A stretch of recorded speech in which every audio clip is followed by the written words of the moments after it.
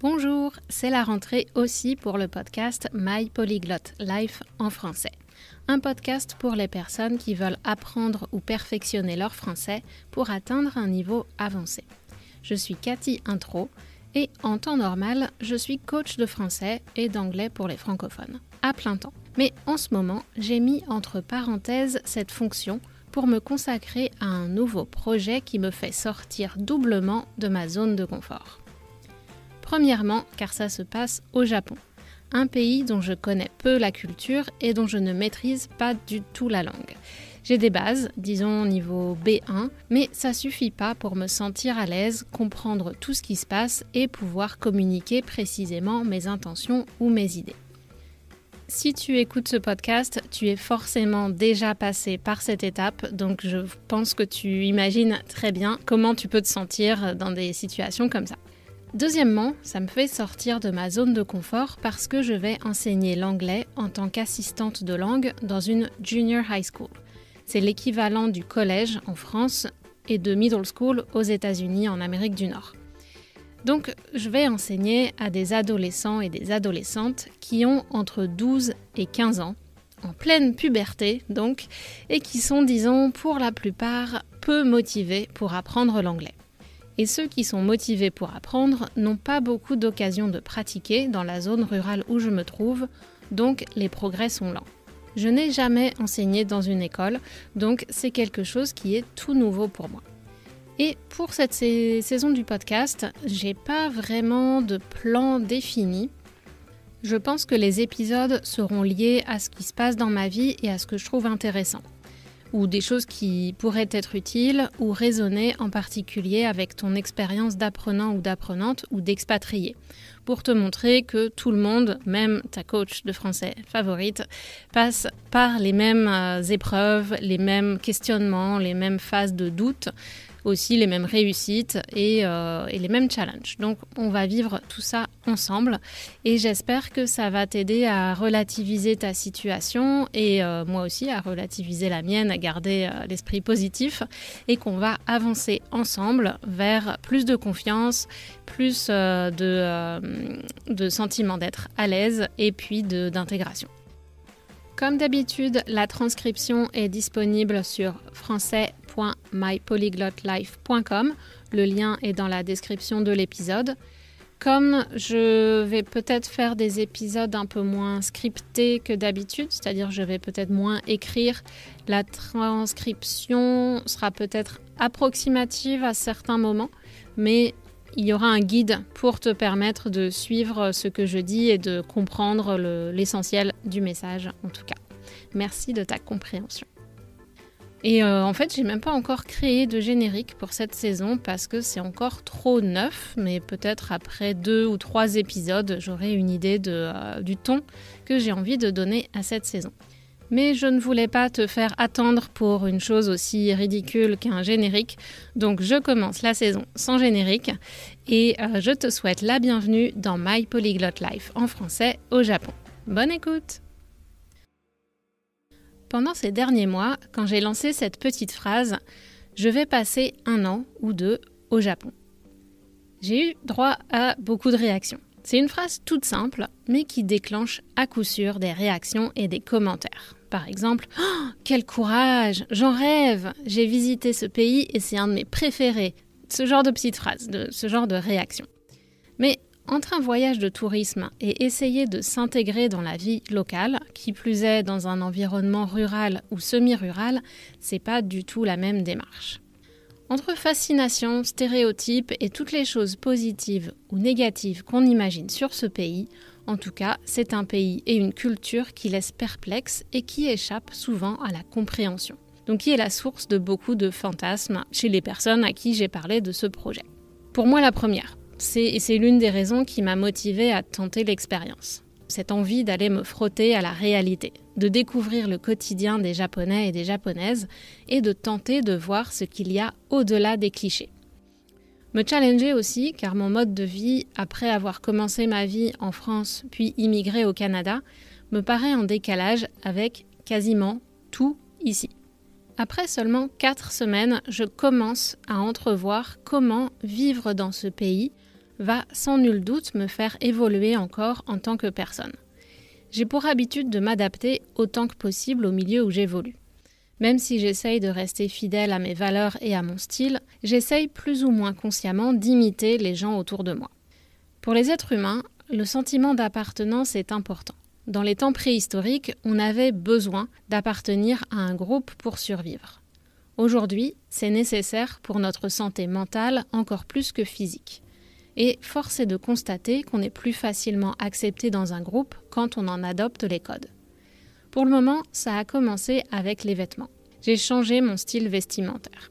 Parce que ici, on montre beaucoup moins de peau qu'au Canada, par exemple. Donc, on ne va pas porter des jupes très courtes ou des shorts ou des petits débardeurs, sauf dans certains quartiers des grandes villes comme Osaka, Kyoto, Tokyo, etc. Mais ici, à la campagne, c'est plutôt conservateur. Et en plus, honnêtement, vu le soleil qui tape et qui brûle même par moments, en fait, on est mieux complètement protégé. Parce que c'est bien de mettre de la crème solaire, mais si on a des manches longues et un pantalon, finalement, on est mieux protégé et puis ça évite de devoir réappliquer de la crème qui, de toute façon, s'en va avec la transpiration. C'est un climat tropical, donc ça, c'est un premier challenge, c'est s'habituer à la température, au fait de transpirer constamment et puis de devoir éviter de sortir aux heures les plus chaudes de la journée.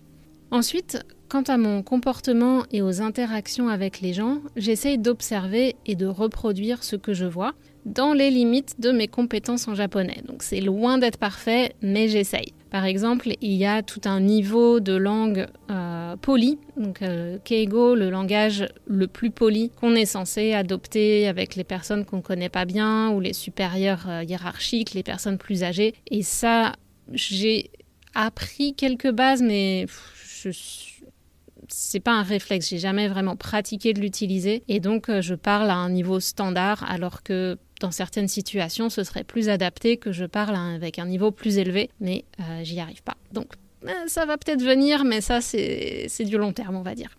Après, sur le long terme, j'ai pas spécialement envie de garder toutes ces nouvelles manières dans ma vie quand je quitterai le Japon, parce que bon, le respect c'est bien, mais des fois là c'est un petit peu too much, comme on dit en français, c'est un petit peu trop. Donc je suis sûre que je garderai certains aspects et on verra lesquels s'imposent d'eux-mêmes, c'est-à-dire lesquels je vais naturellement avoir envie de garder et puis les aspects que je vais laisser de côté quand je quitterai le Japon. L'un de mes objectifs que je me suis fixé pour ce séjour, c'est d'essayer d'apprivoiser le sens du minimalisme et de l'esthétique de cette culture.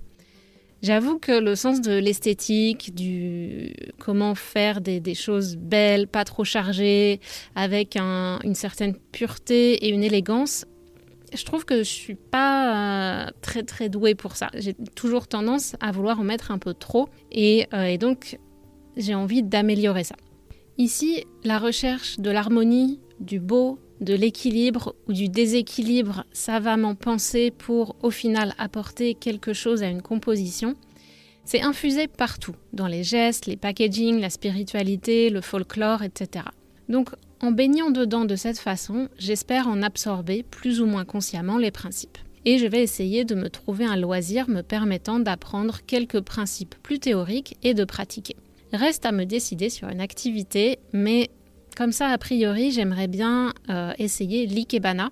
C'est une pratique qui consiste à faire des arrangements floraux, donc c'est l'art des arrangements floraux pour évoquer des émotions et puis traduire la vision de la personne qui crée cet arrangement, avec toujours une recherche d'harmonie et d'esthétique.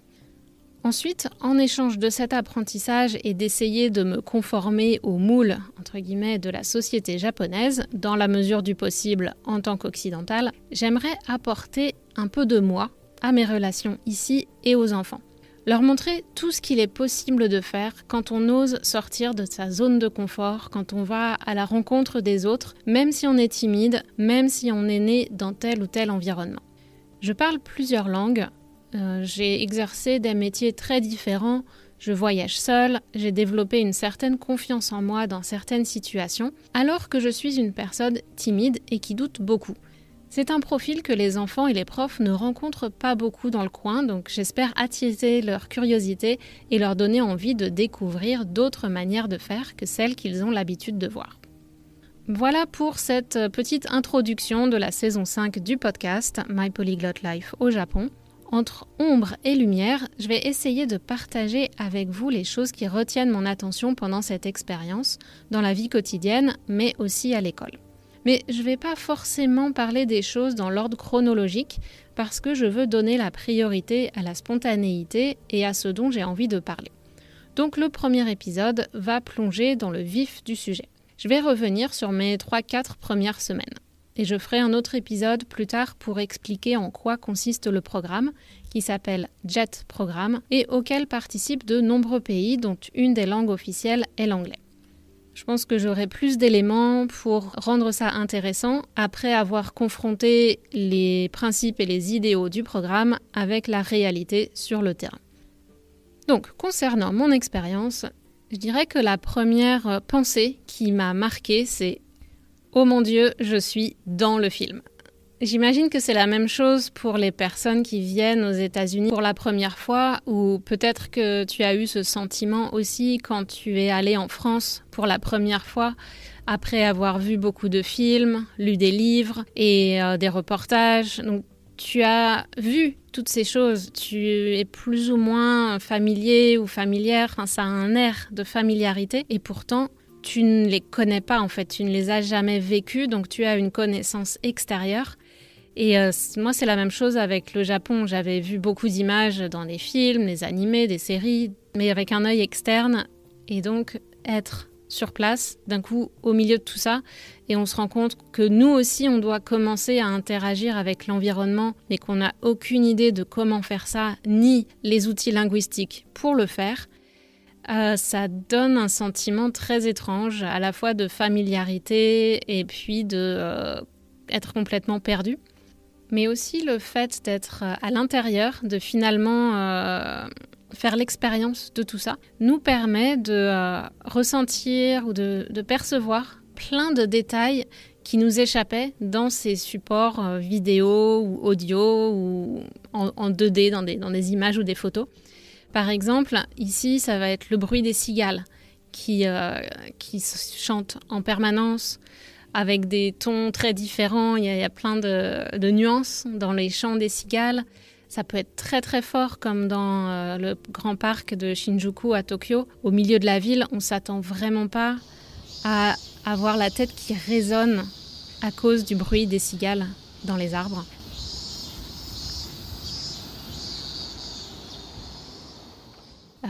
À la campagne, ça c'est en permanence aussi. On voit tout le temps dans les rizières des grues, des hérons au milieu du chemin, dans les rizières aussi. Donc c'est une vue quotidienne, de même que les temples, les hôtels, les sanctuaires et 1000 autres expressions de la spiritualité ou de la superstition des locaux.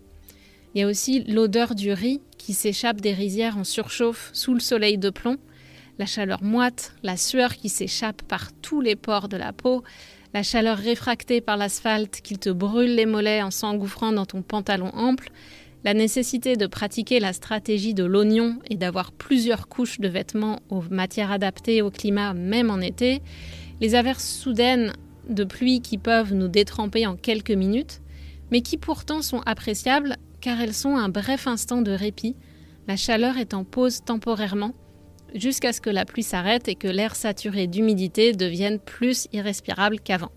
C'est comme dans un sauna dont on arrose les pierres. Donc un peu un sentiment mitigé avec la pluie.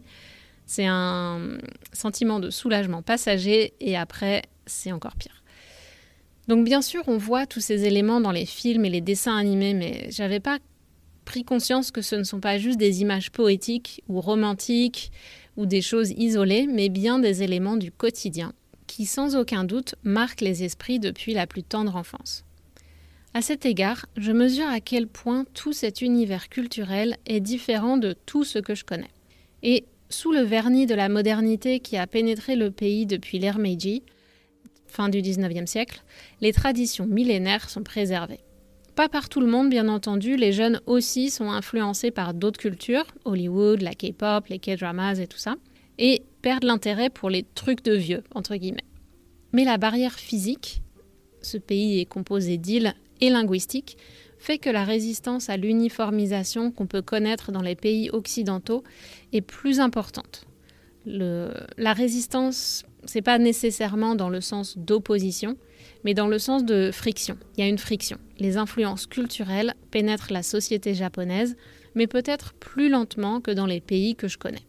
Il y a aussi, j'en ai pas encore trop exploré cet aspect, mais il est quand même présent. Il y a une certaine forme de nationalisme et de fierté. Le gouvernement japonais fait la promotion du fait d'être japonais, de la culture, etc. Donc, cette fierté, ce nationalisme ou patriotisme, je ne sais pas comment l'appeler, fait aussi que la culture japonaise perdure, que les traditions sont entretenues et que le gouvernement a bien l'intention de garder tout ça actif et présent dans le Japon moderne.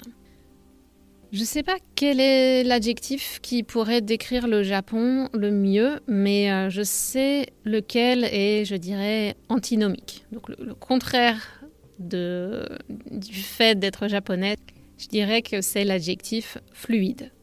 La fluidité n'est pas une caractéristique très japonaise, à mon sens, d'après ce que j'ai vu. Toutes ces premières semaines, il n'y a pas eu grand-chose de fluide. On a les informations au compte-gouttes, c'est-à-dire on a une étape, puis une étape, puis une étape. Mais on ne sait jamais trop quelle étape vient après, ou parfois on sait quelle étape vient après, mais on ne comprend pas bien pourquoi ça ne pouvait pas être fait en même temps. La communication aussi est pas fluide parce qu'avec tous ces niveaux de langage, dans beaucoup de situations, il faut réfléchir. Même les Japonais doivent réfléchir à ce qu'ils veulent dire. C'est assez paradoxal parce que la langue japonaise peut être très fluide quand ils savent ce qu'ils vont dire et qu'ils parlent vite. Waouh, ils parlent vraiment vite. Ça coule et tout s'enchaîne et c'est très difficile à comprendre. Mais dans les démarches et dans tout le reste de la vie, je dirais que la fluidité, c'est pas la caractéristique principale. Il y a peut-être une autre exception avec la langue quand ils savent ce qu'ils vont dire. Ça va être les transports en commun dont la circulation est pour le coup fluide. Ils sont fréquents, ils sont à l'heure, les bus, les trains, les connexions s'enchaînent bien. C'est fidèle à la réputation du Japon. Mais c'est aussi parce que j'imagine que la structure derrière tout ça est extrêmement organisée pour permettre d'atteindre ce niveau d'excellence. Donc c'est fluide, mais parce que derrière, il y a une structure hyper organisée. Et comme le réseau a été privatisé, il y a plusieurs compagnies qui offrent les mêmes services. Donc par exemple, il y a 3 ou 4 types de bus qui me permettent d'aller à Kobe, mais la recherche d'informations sur qui fait quoi, où prendre les bus, combien ça coûte, c'est loin d'être fluide.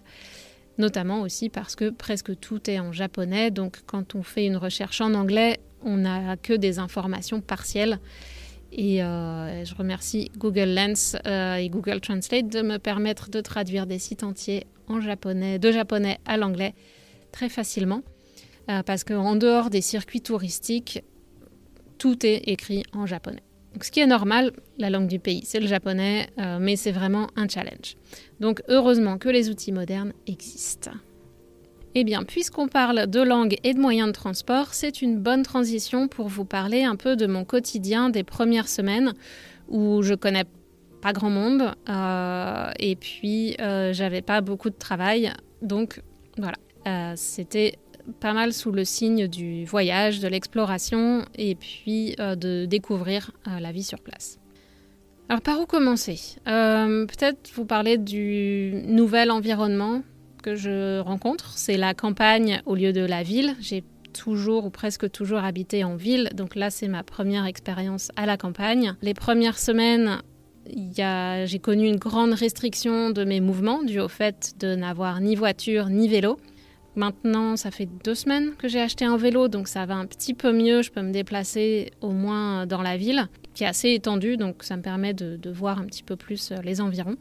Aussi beaucoup de solitude, parce qu'en dehors des autres occidentaux qui sont arrivés dans le cadre du même programme en même temps que moi, je connais personne. Donc voilà, C'est pas complètement la solitude parce que je suis arrivée avec 3 autres personnes, 2 qui viennent du Canada et 1 qui vient des États-Unis, de Floride. Puis 2 occidentaux qui sont là depuis plus longtemps aussi et qu'on a rencontrés. Mais hormis le temps passé ensemble pour venir de Tokyo et les 2 premiers jours, on ne se connaît pas vraiment et nos seuls points communs pour le moment, c'est d'habiter dans la même ville et d'être nord-américain.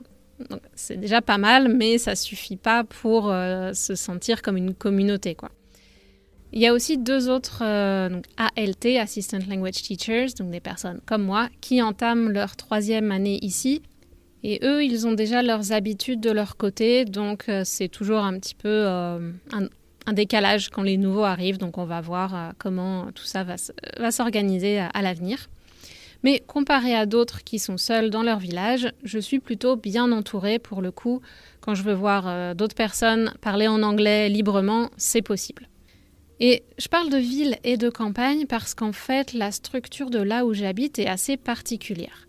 C'est un ensemble de petites municipalités qui ont décidé de s'agglomérer pour former une communauté de communes, comme on dirait en France. Donc, administrativement, c'est une ville. Et il y a tous les services de base, magasins, restaurants, cliniques, divers soins de santé, etc. Mais les magasins de chaînes de type Uniqlo, Nitori, ainsi que le seul cinéma de l'île sont dans la ville voisine de Sumoto, à environ un quart d'heure en voiture de là où j'habite. Mais le territoire de Minami-Awaji est très étendu. La densité est faible et il y a de nombreux champs, des rizières et puis d'autres cultures, et des fermes entre les maisons. Je suis placée relativement au centre de l'agglomération, donc si j'avais une voiture, je pourrais me rendre n'importe où, par exemple à la plage ou aux centres commerciaux, en 10-15 minutes. Mais à pied, il y en a vite pour 1 heure ou plus, et en vélo, entre 30 ou 50 minutes, 1 heure pour les endroits les plus loin. Mais que ce soit la marche ou le vélo, quand il fait plus de 35 degrés avec un taux d'humidité qui dépasse les 65-70% régulièrement, ça devient vite difficile, surtout s'il faut rapporter des choses encombrantes. Mais bon, je me plains pas, j'ai un supermarché, un konbini, convenience store, une petite supérette pour dépanner et aussi pour acheter des plats préparés et faire plein d'autres choses, et un drugstore supermarché à 3 minutes à pied de mon appartement. Donc, pour toutes les choses du quotidien, je suis très bien entourée et j'apprécie vraiment. Pour continuer sur les transports en commun, je vais te parler de ma première expérience à sortir de l'île. Parce qu'en fait, c'est plus facile de prendre un bus pour sortir de l'île et aller à Kobe ou dans les autres grandes villes que de se déplacer en bus ou en transport en commun sur l'île en elle-même. Donc, c'était, je crois, 1 semaine peut-être après mon arrivée, j'ai eu un petit coup au moral parce que j'ai pas pu aller à un festival avec les autres occidentaux parce qu'il n'y avait pas assez de place dans la voiture et que l'autre chauffeuse était malade. Et c'était quasi impossible de faire l'aller-retour à Tokushima, c'est à 30 km au sud, mais hors de l'île, dans la même journée en transport en commun. Il n'y a pas beaucoup de bus qui desservent cette ville. Maintenant que j'ai plus d'expérience, je pense que c'est possible, j'aurais peut-être pu tenter le coup, mais là, mon premier week-end, j'avais aucune idée de comment ça se passait et tout le monde m'a dit, enfin les gens qui sont habitués ici m'ont donné une image tellement catastrophique que j'ai pas voulu essayer. Donc, comme c'était une sortie de dernière minute et que le festival est très populaire, j'ai pas pu m'organiser parce que si j'avais eu plus de temps pour réfléchir et aussi finir de récupérer du décalage horaire, j'aurais peut-être trouvé une solution pour passer la nuit là-bas et revenir le lendemain. Mais bon, tant pis, ça s'est pas fait et tant mieux d'une certaine façon car pour me remettre de la déception, j'ai décidé de rejoindre des Montréalais de ma cohorte à Osaka le dimanche. J'étais un peu stressée car je savais pas comment fonctionnent les bus locaux mais j'ai décidé de tenter le coup, de faire confiance à Google Maps et puis d'essayer d'y aller. Et j'ai quand même prévu de rester la nuit à Osaka parce que sinon j'aurais dû prendre un bus de retour assez tôt et voilà, je voulais vraiment avoir le temps d'explorer un peu plus et de passer la soirée à la grande ville. Le truc qui est pratique au Japon, c'est que tu sais que les bus et les trains sont à l'heure ou annulés pour cause des typhons, mais ça c'est vraiment indépendant de leur volonté. Donc faisant confiance à Google Maps, je me suis postée à l'arrêt de bus en bas de chez moi 5 minutes avant l'heure affichée et j'ai attendu. J'ai pas été déçue, un minivan est arrivé. Les bus locaux sont en fait des minivans, des petites camionnettes pour 8-10 personnes maximum. J'étais la seule passagère à bord jusqu'à l'arrêt de bus qui prend l'autoroute pour aller jusqu'à Kobe.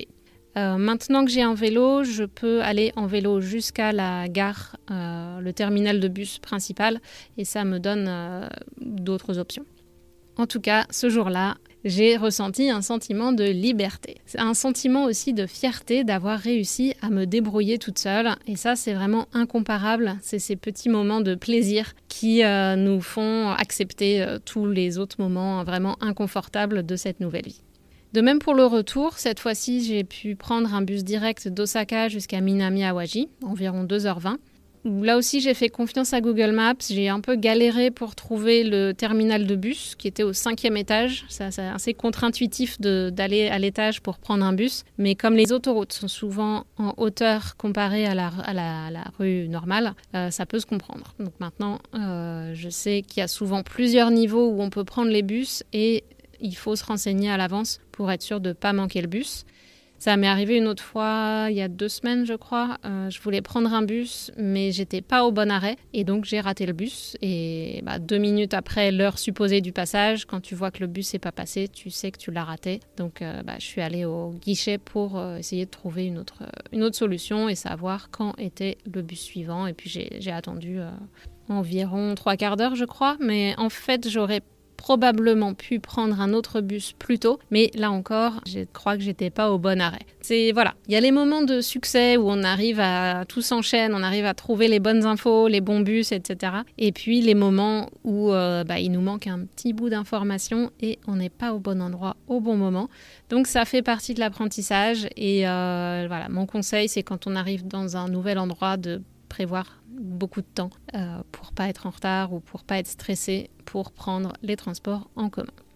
Donc en résumé, pour terminer sur les transports en commun, j'ai pas mal d'options pour sortir de l'île. Je peux faire l'aller-retour en bus entre 45 et 50 $ canadiens. Si je veux plus de temps, je prends une auberge de jeunesse en ville et je reste 2 jours. Le temps de trajet, c'est entre 2h40 à 3h, par exemple, pour aller à Kyoto. De mon appartement jusqu'à l'auberge, j'ai mis 3 heures en comptant le temps d'aller à la gare, les trajets, etc. Donc, c'est pas si mal, vu là où je suis placée. Mais ça peut paraître long, ça peut paraître cher, mais comme on nous l'a souvent répété pendant la préparation du départ et les réunions d'orientation, notre santé mentale est importante et on est là aussi pour explorer.